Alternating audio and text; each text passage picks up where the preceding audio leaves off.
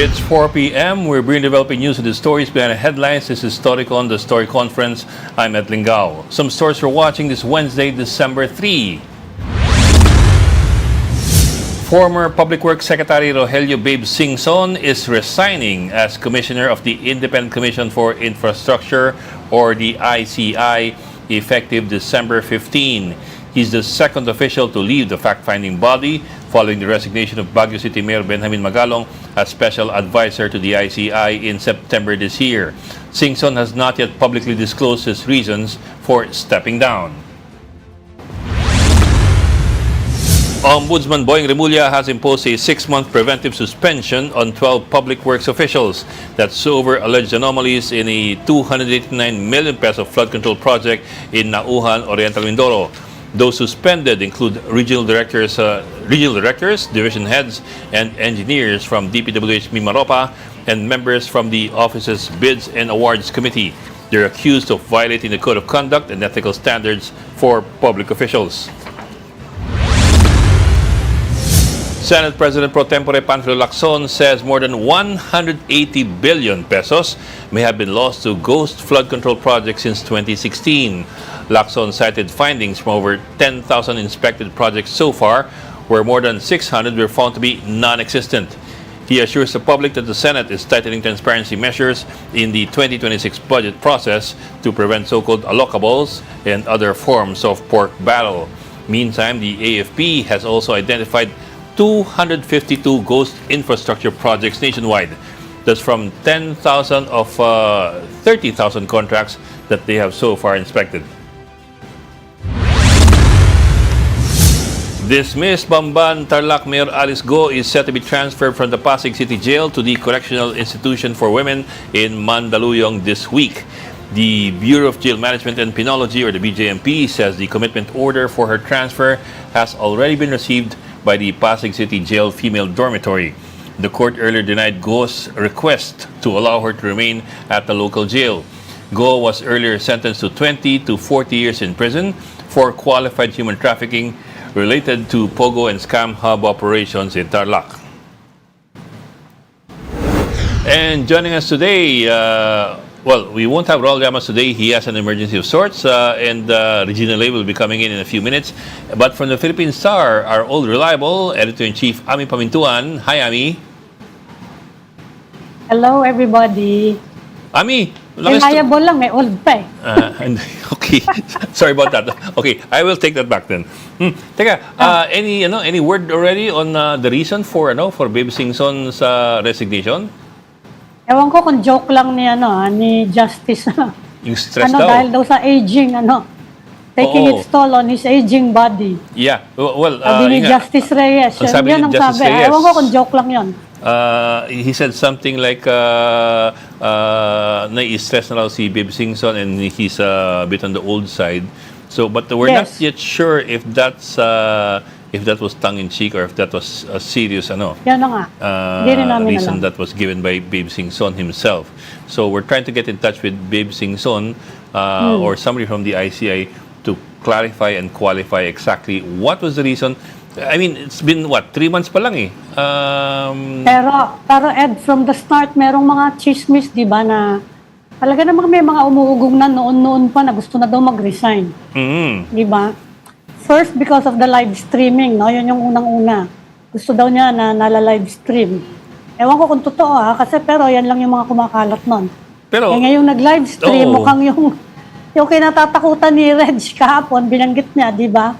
Parang medyo malamya yung live streaming. Ngayon, biglang nag-executive session si Roman Romulo, and that's setting a precedent, na kapag yung magpapa-executive session ka just to protect the reputation at baka daw magkaroon ng threat sa buhay niya, palagay ko yung ibang mga politiko yan din ang gagamitin dahil pinagbigyan And we had an interesting remark. I think it came from Justice Andres Reyes yesterday, nung nakasalang yung congressman.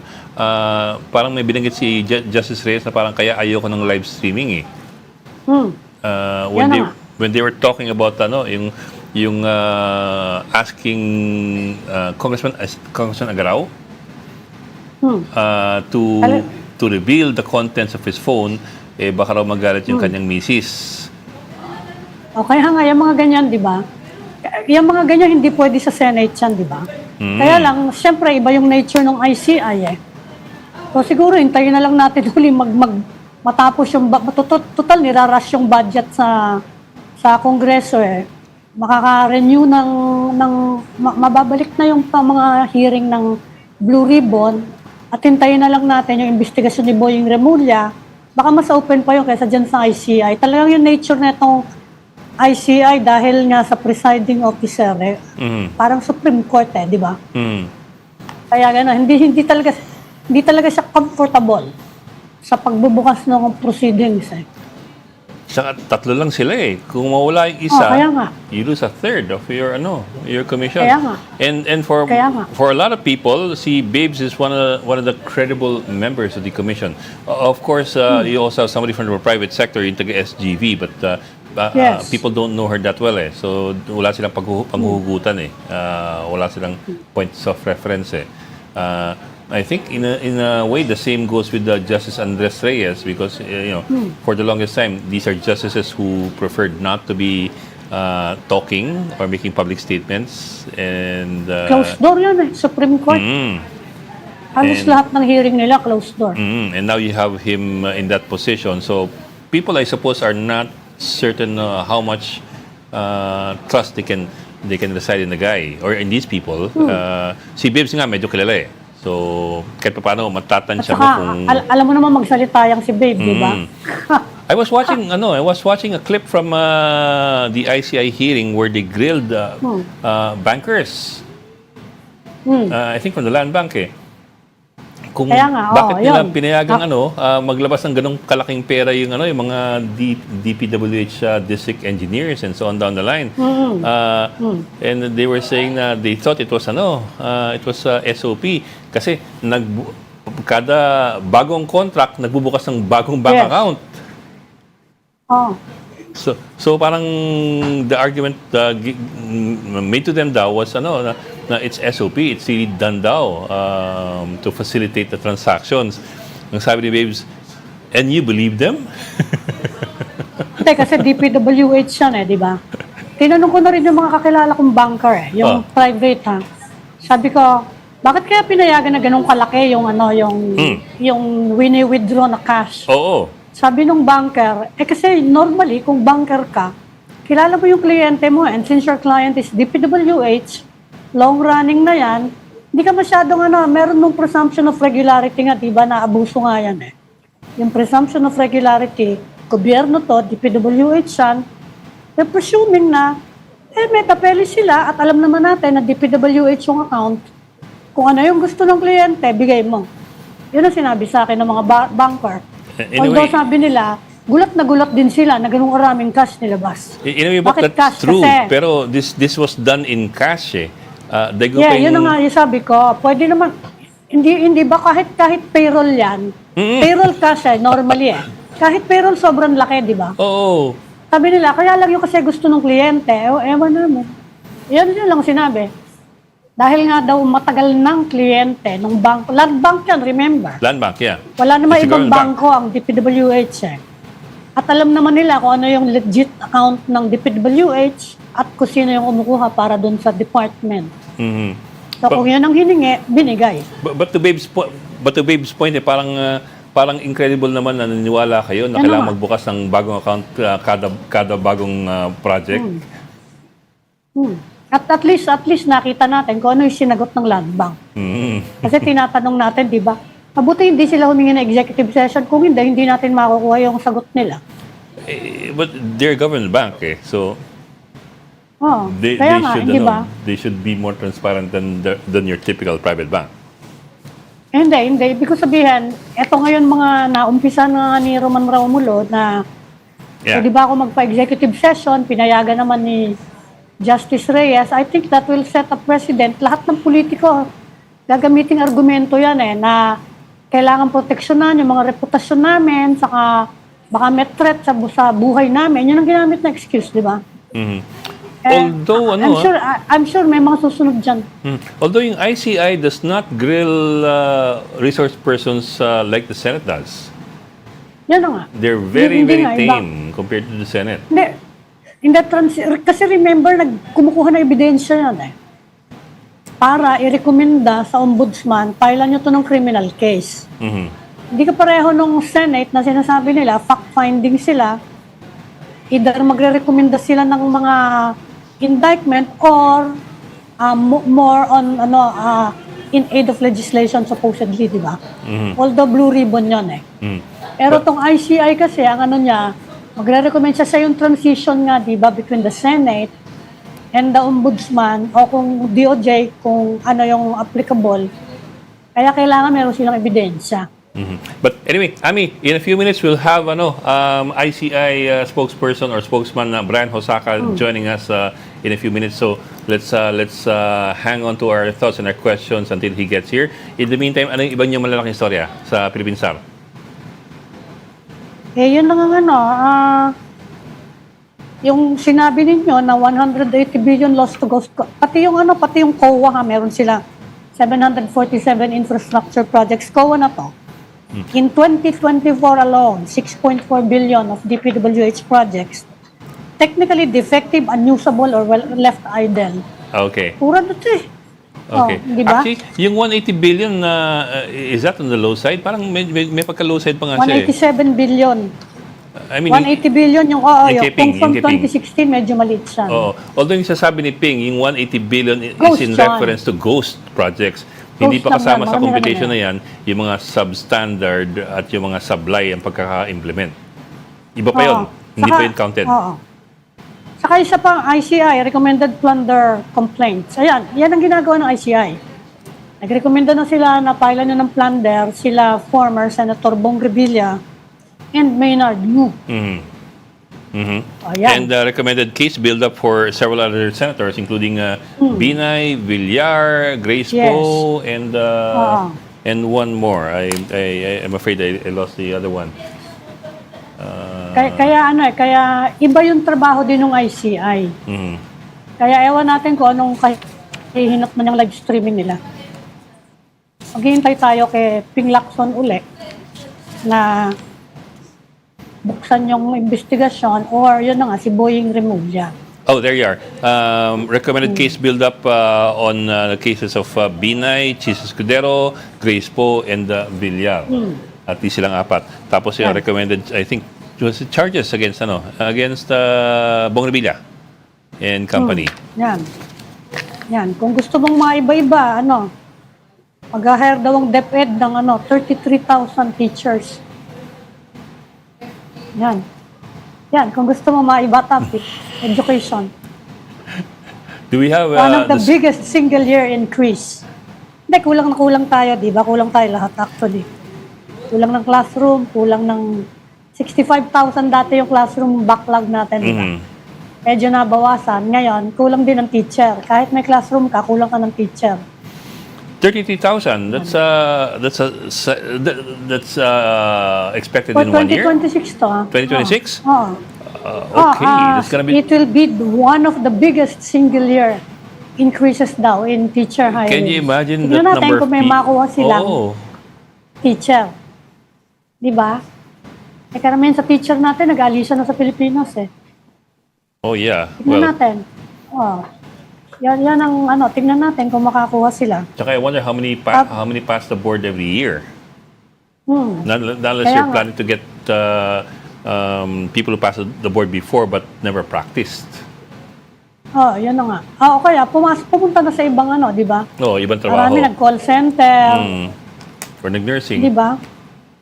Nag-nursing, although pati yung sa nursing medyo dahil nagkakaroon na rin ng global glut sa nursing, di ba? We have hundreds of thousands of nurses na walang trabaho actually. Balikan ko lang Bok, balikan ko lang yung 180 billion pesos lost to flood control projects. I do remember. Ghost.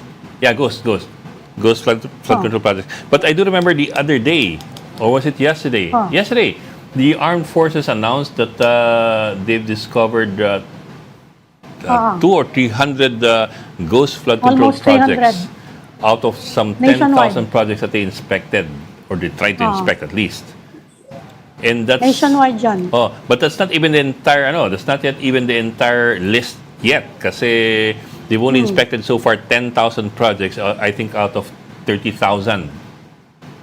So more or less one-third pa lang Dami. inspected na. They already found 200 or 300 na mga ghost projects.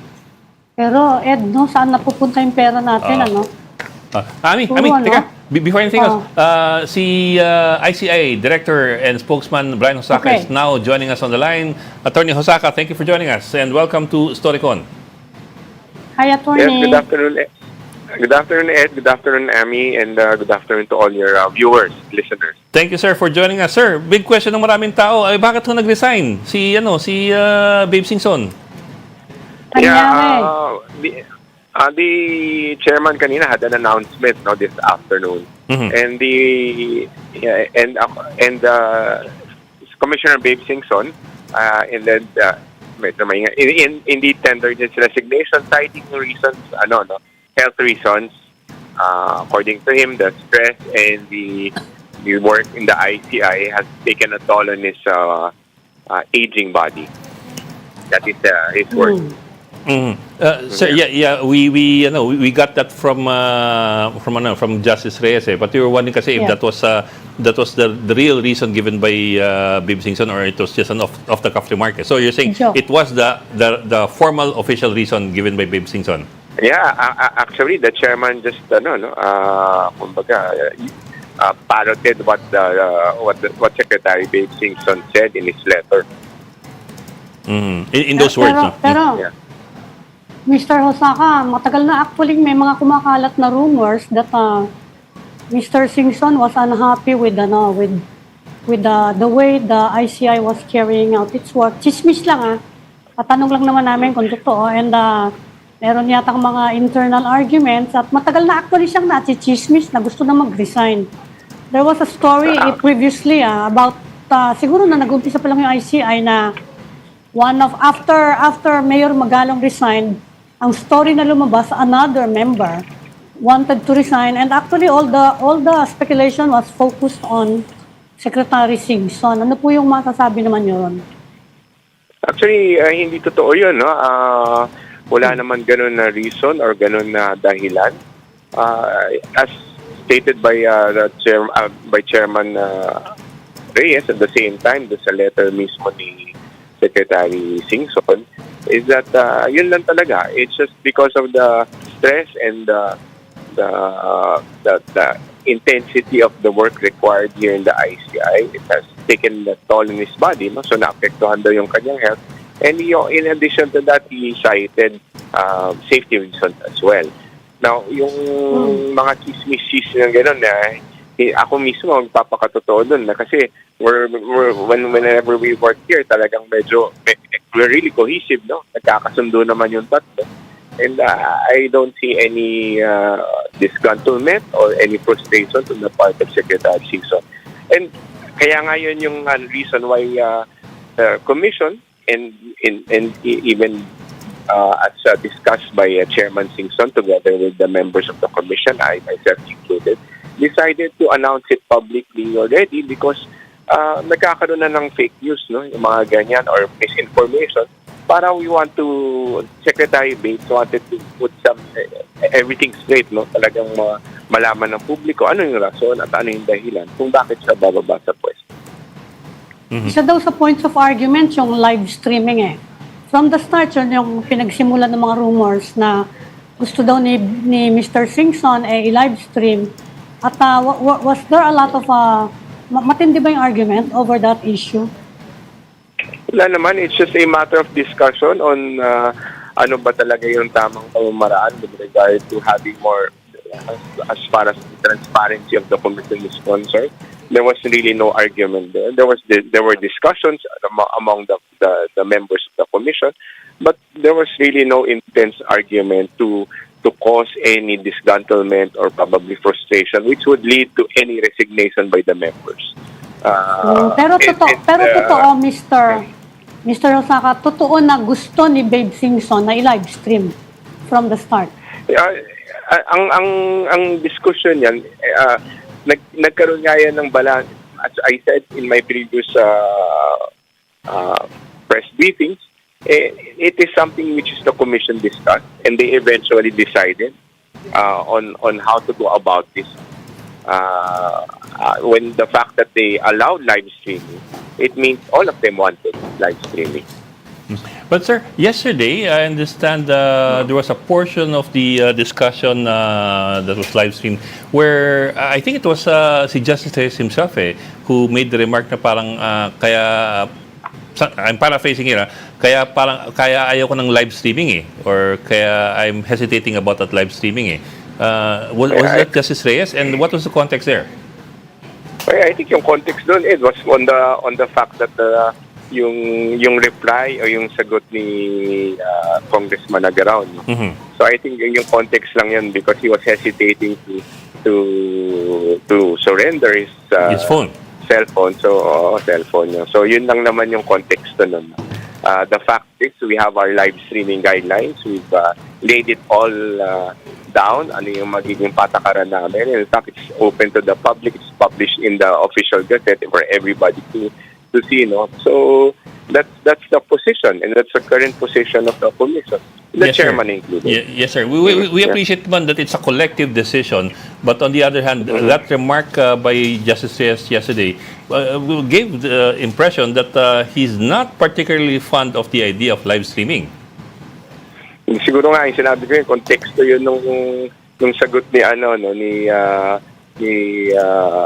Congressman Agaraw with regard to surrendering because there were private matters that sabi niya na hindi connected dun sa under investigation which might open it to the commission and again to the public. So yun yung konteksto nun. Yes, sir. Well, sir, we understand naman, sir. Of course, not everything in a person's cell phone could or should be disclosed.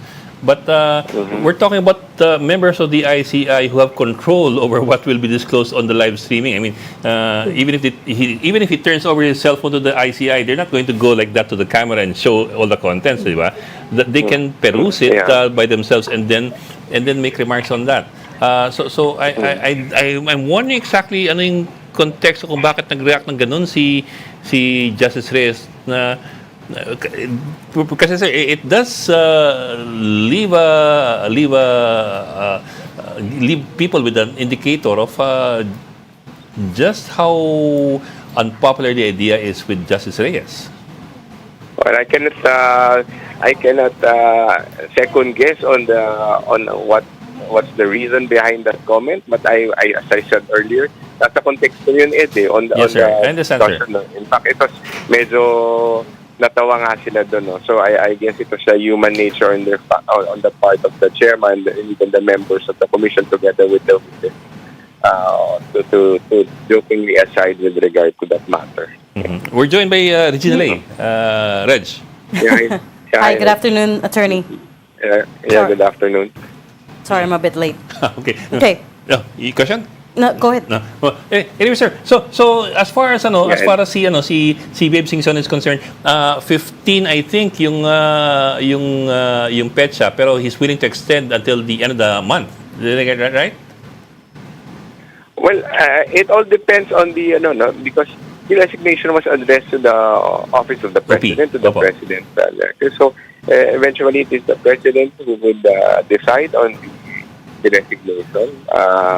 As mentioned by the chairman in this press conference, it might be extended up to the end of the year. We don't know. We're just going to wait for the eventual decision of the palace on the resignation of Secretary Babe Singson. Kasi question on everybody's mind is how will this affect the investigation given that it's already all systems go, umaandar na yung mga proseso, nagla-livestream na nga, tapos biglang nag-resign isang major stakeholder. Isa rin na maaaring mabanggit rin namin doon sa letter ni Secretary Dave Singson because as far as he is concerned, nakita niya rin that ang next step would be prosecutorial already. Meaning sinasabi niya that he has already shared his knowledge, expertise with regard to the investigation or the mandate of the ICI. In particular, kasi malaking bagay rin talaga na nandito Secretary Babe Singson because of his institutional knowledge of the DPWH. So, In that case, medyo na direct nagkaroon ng matinding or mabigat na or importanteng role si Secretary Babe Singson in the sense that he was able to guide the commission on how to go about with the investigation as far as structuring of DPWH is concerned, the practices and the controls there. So, malaking Mr. Osaka, may issue ngayon kasi yung session ninyo ngayon, nag-request sila Congressman Roman Romulo of Pasig and Danny Domingo of Bulacan na mag-executive session ostensibly dahil daw to protect their reputations from being maligned. Ngayon nag-aalala mga tao baka that's setting a precedent for all politicians to invoke the same reasons para mag-executive session. Para kay pa daw yung live streaming kung gano'n ang mangyayari. Alam mo, gaya nga lang sinabi namin, or I explained to the public or even to the media before, ang default ng ICI is live streaming. We want it live stream. Kung pwede nga 100% live stream yan. That's our, in fact, we read section 1 of our guideline. Ang default really, the general rule is that we go live streaming. However, we also recognize, number one, the laws, the Constitution. At the same time, yung mga rulings ng Korte Suprema, ng judiciary, wherein even in their guidelines on access to information, there are exceptions. Hindi absolute yung access ng publiko sa information. So we base it there. And nakalagay naman doon, if there's any threat to the safety or person of any individual, national security, it's all included there. Nakalagay lahat din doon sa guidelines. And it's not the guidelines invented by the ICI. We based it on law. We based it in the decision of the Supreme Court. Now, if our resource persons would cite that or cite that as reason, ang isa pang rason dyan, if it will affect the investigation, ongoing investigation by the Commission, then it can be a reason or a justification for executive session. Now, kung yan ang magiging basihan ng aming resource persons, that will be considered by the Commission. Kaya nasa guidelines namin yan because we want the public to know na ang gusto ng ICI is really live streaming. Sabi ko nga. However, we do accept exceptions as provided for by law and even pronouncement by the court. Pero yung mga nasa executive session ba, will the public find out kung ano nangyari, kung sakasakali? Kasi nga yun ang inaalala ng mga tao ngayon, dahil naumpisahan na yan, lahat ng politicians sasabihin nila, ganun din Of course, it's their reputation at stake. They're being accused of high crimes Paano kung lahat sila, yan ang sabihin? Well, yan ang sasabihin na if that's still based on law, then the ICI, the commission, the commissioners will be forced to follow the law. No one's above the law. Ay hindi naman namin pwedeng ibaliwala kung ano ang batas, anong sinasabi ng ating korte. We're just following rules here. We're following the rule of law. We're following our laws. We're following the pronouncement of the Supreme Court and our court. So, hindi namin pwedeng ibaliwala yun. We have to also recognize and respect the rights of the individuals, our resource persons included. Sir, Congressman Romulo requested the executive session saying that his testimony could put his life at risk if it is made public, and that was granted by the ICI. I presume, and I suppose the public would like to presume then that when the commission heard his testimony, it would have been able to decide or determine right then and there if his life is really at risk, or if he just doesn't want to, just doesn't want to have it made public. I suppose, sir, naman, the commission can decide at that very moment na hindi ka dapat nag-executive session. Well, I think there was I think it was very clear that there was a request for live streaming by Congressman Romulo, and at the same time he justified the request based on the guidelines and rules of the ICI. It was granted, so it remains as that. It remains as an executive session. But the point, I guess, is that not every request will be granted. Not every request for executive session will be granted. Is that correct? Well, yes, of course. If it is not based on our rules, it's not based on the guidelines that are provided, then the request for executive session can be denied. Because so far, I think everyone that's asked for an executive session have been accommodated, right? Yes. Okay. I think we're running out of time, but I just want to ask you one very quick question about the charges that were recommended. That you recommended along with the DPWH for plunder and other charges against House Speaker, former Speaker, I should say, Martin Romualdez and Zaldi Ko. How strong was your case here, and what else did you find? Because when I spoke to DPWH Secretary Vince Dizon, ang sabi lang niya sa akin is that they based it on the testimonies from the Senate and also, largely testimonies that they got, I guess, from that surprise witness, Orly Guteza. What else do we have here? Are we referring to the referral several weeks Correct. ago? Because Yes. there have been several, But as far as the former speaker is concerned, there were two referrals. The first referral was coming from the DPWH and the referral of the ICI, wherein we turned over the evidence, pieces of evidence, documents, and even the video recording of the testimony of the former speaker here in the ICI.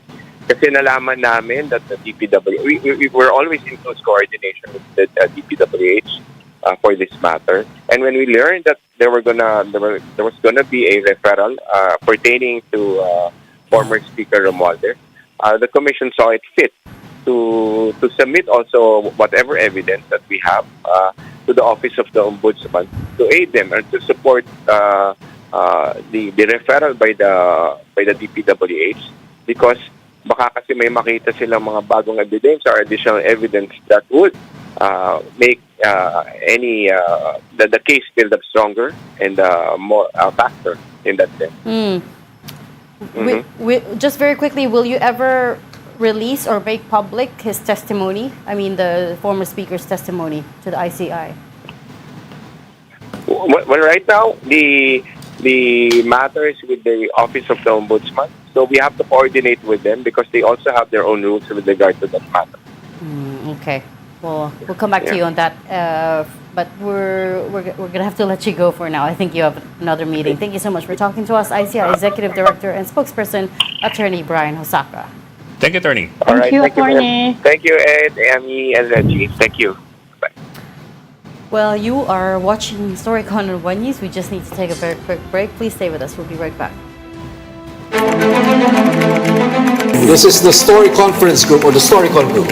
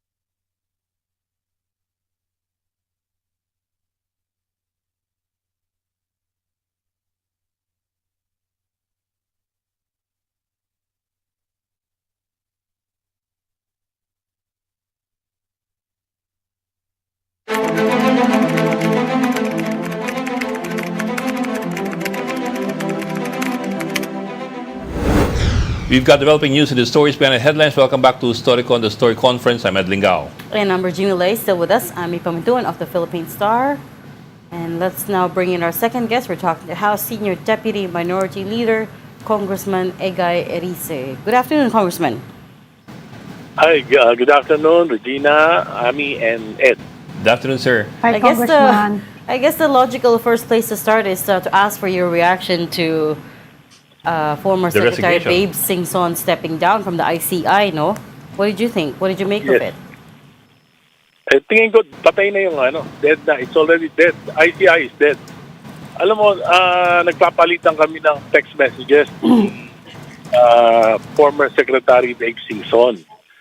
Nararamdaman ko na talagang disappointed na siya. Para bang sinasabi niya, why would he risk his family and their privacy to be parang taga-linis ng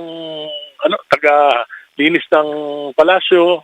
Parang ang nangyayari sila yung tagahanap kung sino yung nagnakaw sa gobyerno. Pagkatapos kulang sa suporta. At doon matagal na sinasabi sa akin ni Sec Babes na kailangan talaga ng congressional mandate ng commission para madagdagan sila ng kapangyarihan. At least meron silang immunity para balikan sila ng mga makapangyarihang pinakasuhan nila. At least may protection sila in the future. Pero hindi ganoon na nangyayari at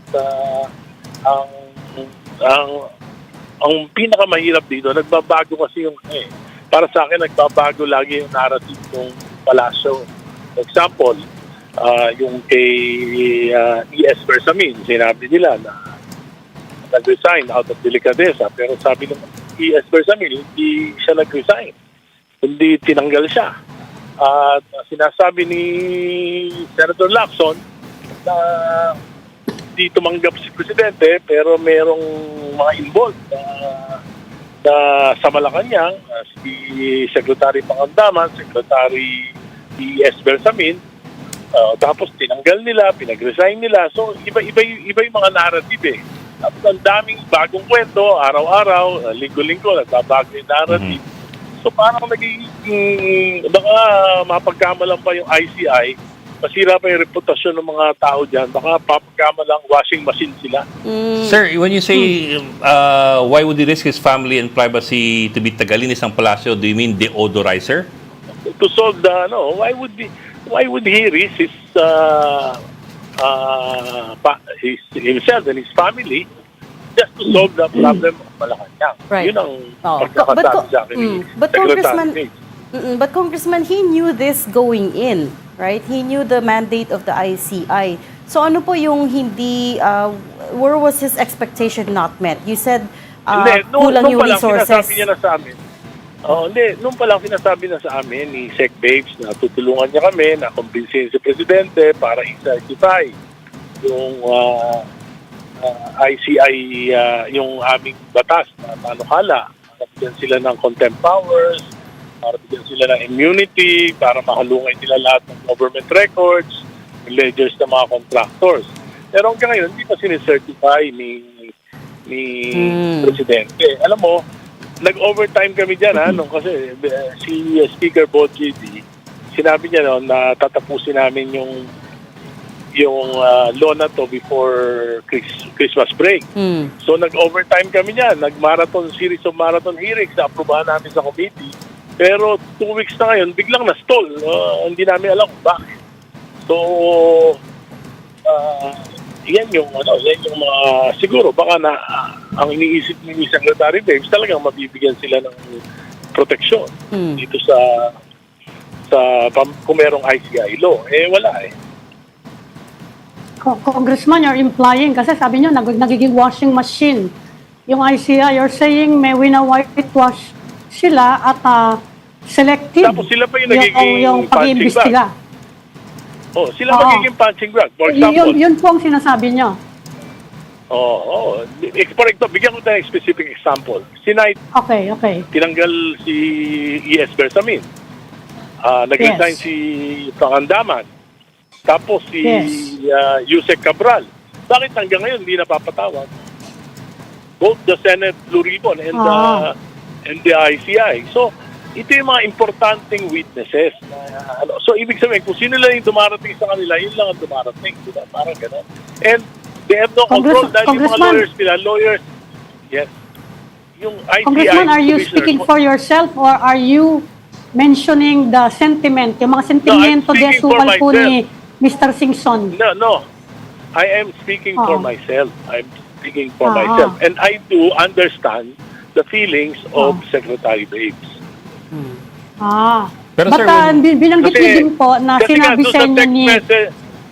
yung text message niya, sabi niya sa akin, why would I sacrifice why would I risk my life and my family just to solve Malacanang's problem? Parang gano'n. Tapos tapos meron pa siya isang text sa akin na wala naman silang support. Congressman, verbatim po ba yung sinasabi niyong text message? Yes? Yung Baka sinasabi pwedeng niyong text basahin message nila, from Congressman. Secretary Medyo mahaba Singson? yung medyo mahaba yung text message, pero yun yung pinaka-send. Kailan to, Just sir? to solve Malacanang's How- problems, ha? Siguro mga 2-3 days ago. Ganyan. Oh, recent lang. 2 to 3 days ago.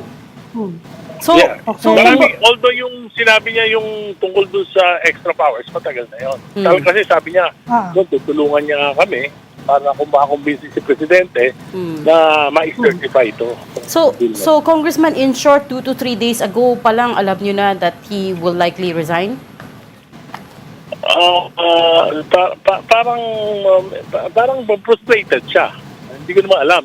Nagulat nga ako na actually, dapat I'm supposed to deliver a question of privilege today. So dyan, naunahan na ako ng pagkakataon.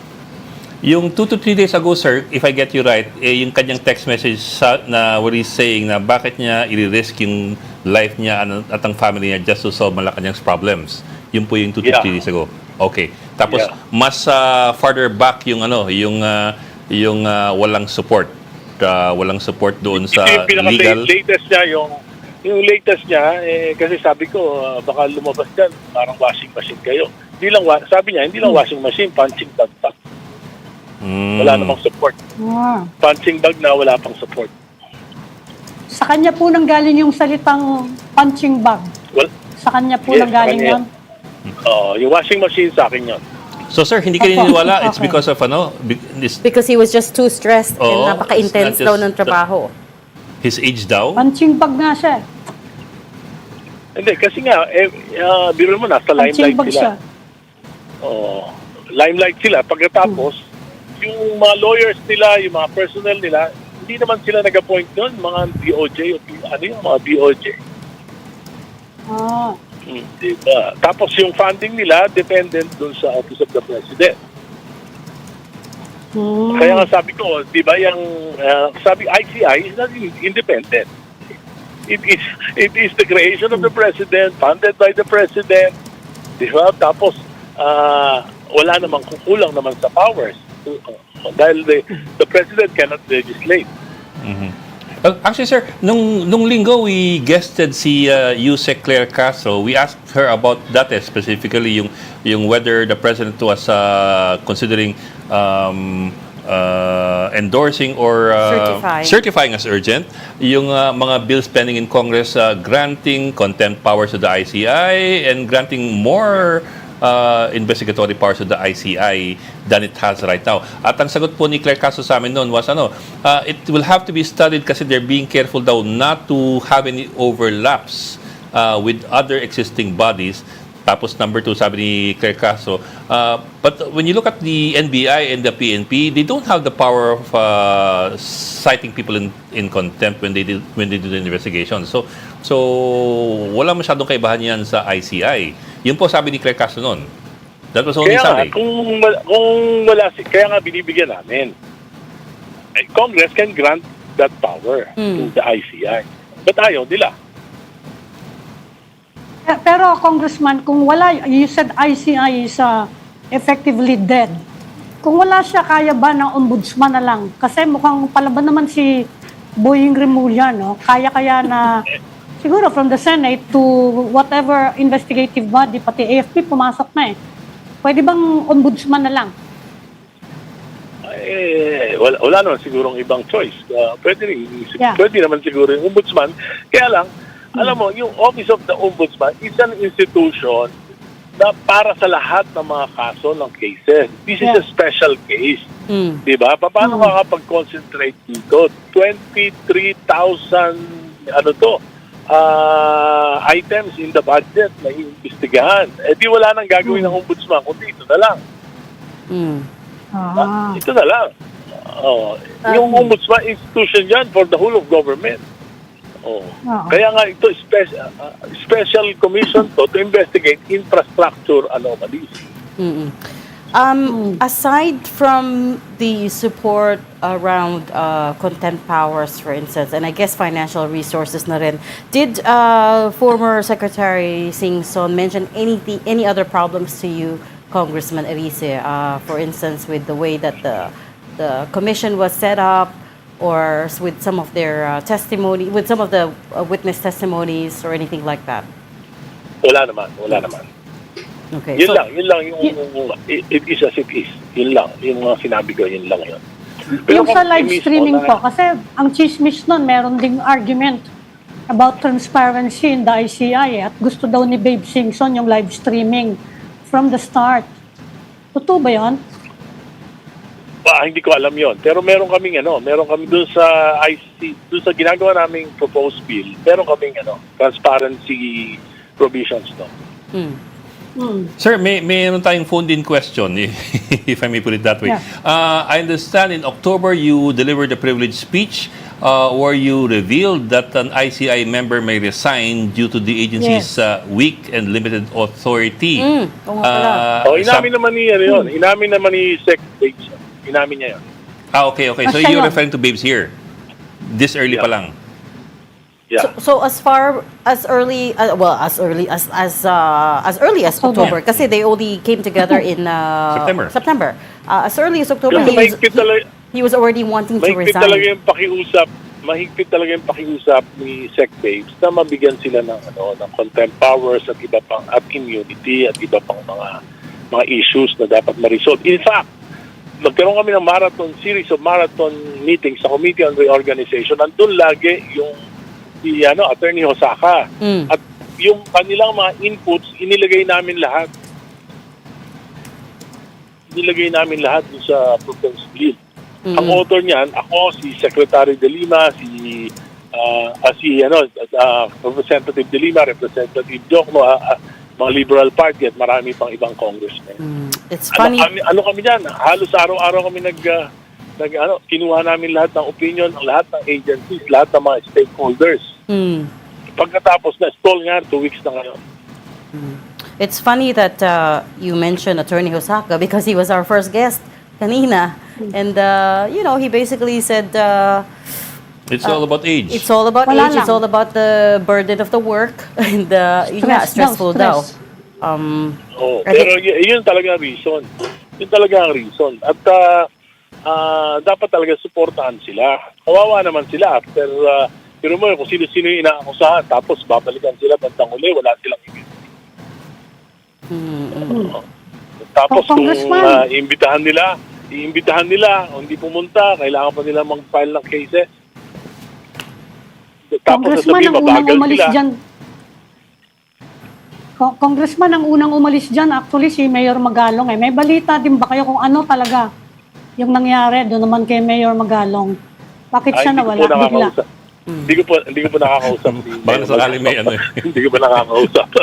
Although, inamin naman ni Mayor Magalong that it was, he got the signal. He thinks that he got the signal from Malacanang that it was time to step down because of what Claire Castro said in her press conference. But, Congressman Erice, so you think the ICI is dead kahit na palitan nila si Secretary Singson, you think?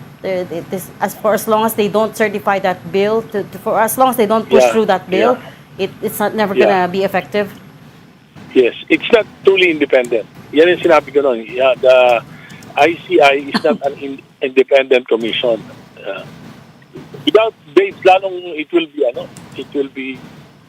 just be an investigative body of Malacanang. Haharap daw po sa ICI si Congressman Sandro Marcos. What do you think of that? Without Babe, lalong kasi alam mo, si Sec Babe, may experience siya sa infra, sa DPWH. Of course. Ngayon, Yes. without him, madaling maligaw yung ibang mga members. Sa pagtatanong, you mean? Kasi siya mismo, meron siyang matagal yung kanya experience yan. Actually, during his time, yung mga major reforms sa DPWH, nagawa niya. During the time of Pinoy. Pero sir, did Secretary Singson ever tell you why he thinks they're not getting that kind of support from Malacanang? Well, I could only guess. Pero siguro, yung isa, dapat sinertify na ng presidente kasi pwede na naman pasado na sa committee level ng ng Senate. Ang alam ko sa Committee on Justice yan, kay Senator Pangilinan, sabi sa akin ni Senator Pangilinan, they are about to have plenary discussion on the issue. So ang sa House, natapos na namin sa committee, pero hindi pa nadadala sa plenary. Pero palagay ko, kung seryoso talaga ang Malacanang, dapat certify na nila. Baka sakaling ma-repair pa nila, makapaglagay ng mga commissioner. Pero ginawa namin, sa proposal namin, 5 commissioner, 1 from the private sector, 1 from the from the academe, at isa sa CSO, Civil Society Group. So, kung ipahabol ng Malacanang ngayon yung certification, okay lang naman sa inyo. Kasi sa ngayon, ang sinasabi ng Congress, busy kayo sa budget You are rushing the budget. Kung after the budget, i-certify, okay lang. Hindi, kami sa Congress, Buhay pa wala rin. nga kaming ginagawa ngayon. Wala nga kaming ginagawa ngayon dahil hintay namin yung Senate. Yes. Maaga nga kami nag-a-adjourn So kung pagkatapos nga ng GAA, kung i-certify, buhay pa rin ang ICI. Tingin nyo, kasi sabi nyo, ICI is dead na Mare-revive pa ba yan? Mare-resuscitate?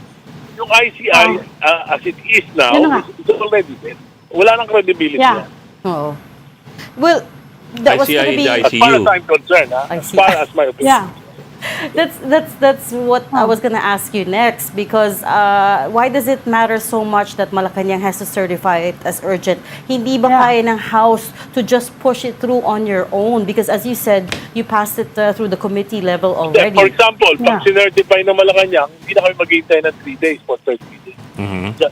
Second and third reading, sabay na yan. But kaya din ni Speaker Boji D, right? If he wanted to, he could... Hindi.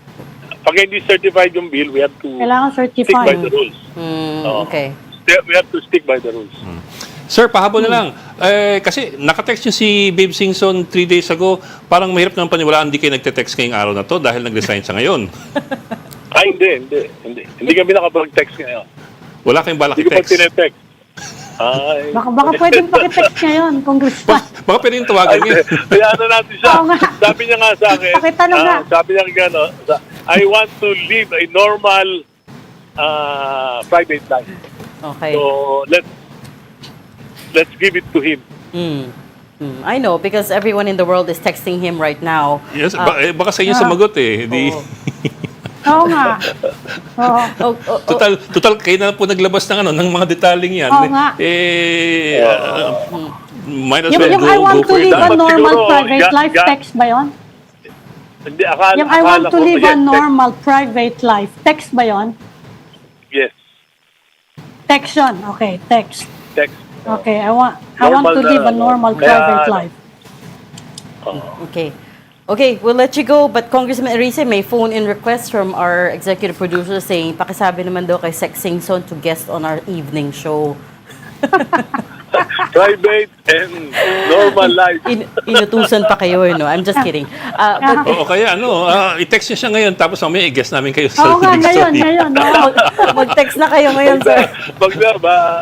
We will send you a private list of and normal questions. life na private and normal life na. Kaya ibigay na natin sige. yung texting tone. Siguro, na-stress na siya dyan sa Hanggang ano pa siya, trabaho. hanggang 15 pa siya. He's Oh still on my. duty. And it depends on Malacanang daw if it'll accept his resignation. Di pa siya private life ngayon. Okay. Oh. We will leave that there. But thank you so much for talking to us today, House Senior Deputy Minority Leader Congressman Egay Aricia. Salamat, sir. Thank you, sir. Thank you, Okay, thank you. Congressman. Well, there you go.